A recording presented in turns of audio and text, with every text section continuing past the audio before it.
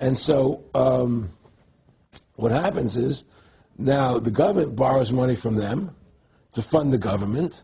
And the government says, well, we have to pay these people interest. How are we going to pay them interest? Let's impose a tax on the labor of the American people, which never existed before, to pay the interest of the bankers. In fact, in 1980, Ronald Reagan said not one red cent of your income tax money goes to run the country. It all goes to the Federal Reserve. Well, it was the Grace Commission report that said that not one nickel goes to the infrastructure of the country. And I guess Reagan quoted that. Right. And so, but the point I'm trying to make is that by creating this Federal Reserve System, the government now became dependent on these private banks for money. And they started taxing us, you see. And so now what happens is that in 1935, I believe it was, Social Security started. And they gave you Social Security cards, said not to be used for identification, the Social Security number right on the card, right? And through Social Security, they started deducting money out of your paycheck. That was the first time they were ever could take money out of your paycheck, because people agreed to it because they thought it was going to their retirement fund. And so then when they instituted the income tax again, they started taking money out of your paycheck because Social Security could do it. And then they could do it again.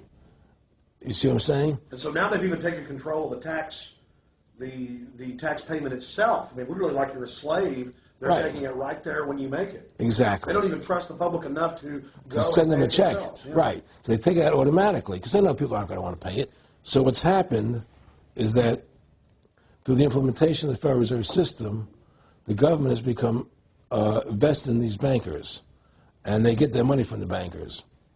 And so then they impose a tax on us, which makes us more slaves, makes it more difficult for us to survive, right?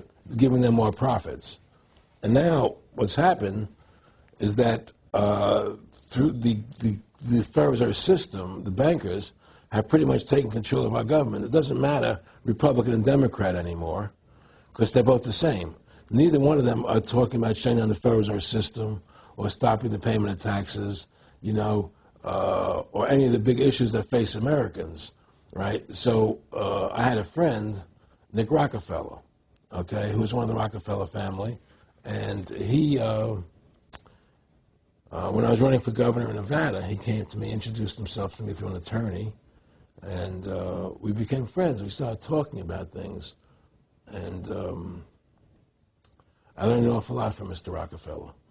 And one of the things that we used to talk about was the ultimate plan of the banking industry, what they wanted to accomplish.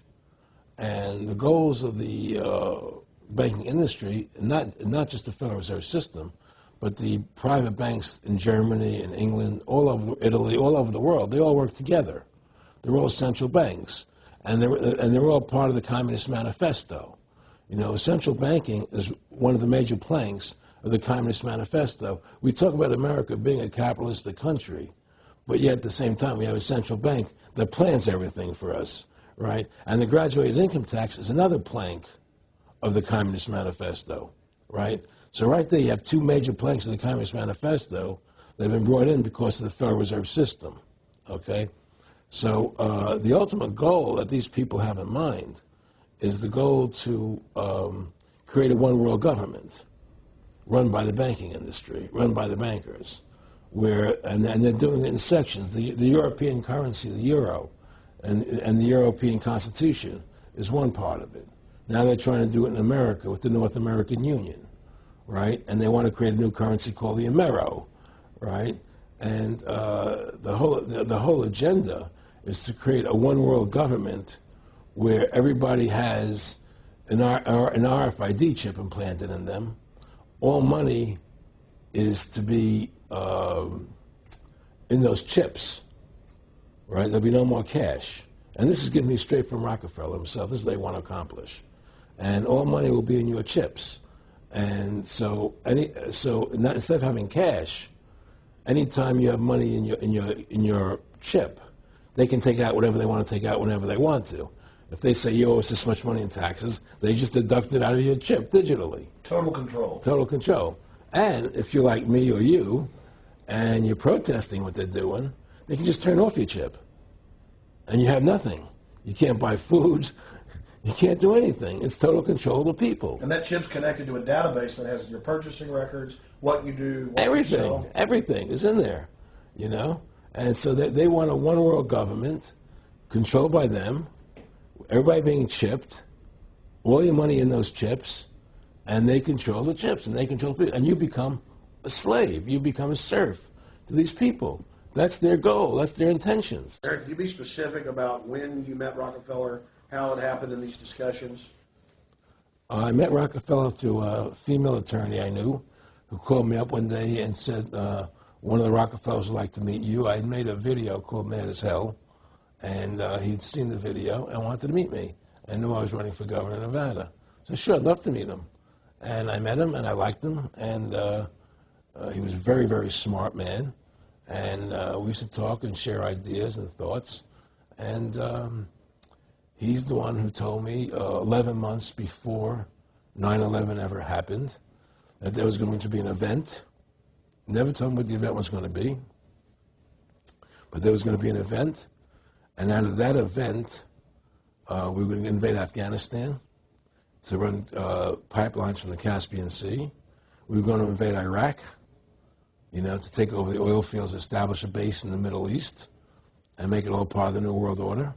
And we'd go after Chavez in Venezuela. And sure enough, later, 9/11 happened. And I remember he was telling me how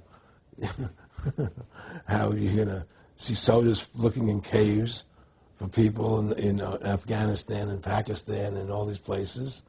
And there's going to be this war on terror, which is no real enemy. And the whole thing is a giant hoax, you know, but it's a way for the government to take over the American people. He told you it was going to be a hoax. Oh, yeah. Oh, yeah. There's no question. He says, there's going to be war on terror. And he's just laughing. There's no... Who are we fighting? I mean, why do you think 9/11 happened and then nothing's happened since then? Do you think that our security is so great here that these people who pulled off 9/11, who were able to, can't knock down another plane? Come on, it's ridiculous. 9/11 was done by people in our own government and our own banking system to perpetuate the fear of the American people into subordinating themselves to anything the government wants them to do. That's what it's about, and to create this war, this endless war on terror. And that's why and that was the first lie.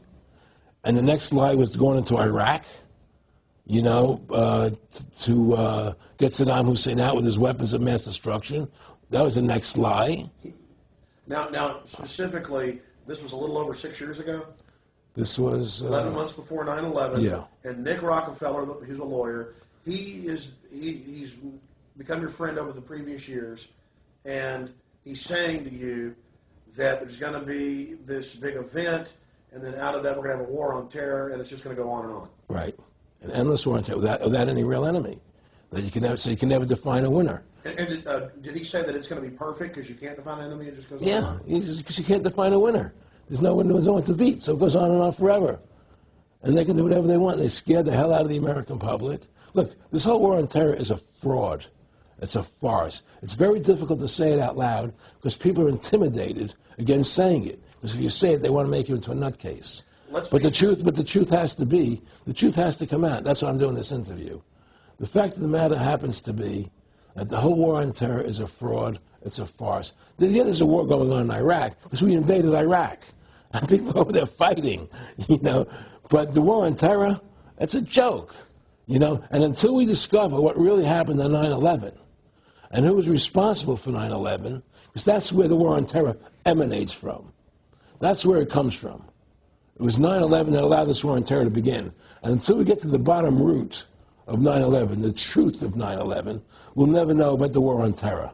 Aaron, you said that he was, and I think it's important, and I know this about the Rockefellers from Dr. Dennis Cuddy and many others who literally, you'll be 20 years old in a lunch line at college, and it was David Rockefeller. And here's here, I mean, they're experts at recruiting and getting what they call players, and that clearly he was, I mean, I want to make it specific and just get you to reiterate what you said last night about you got 30% of the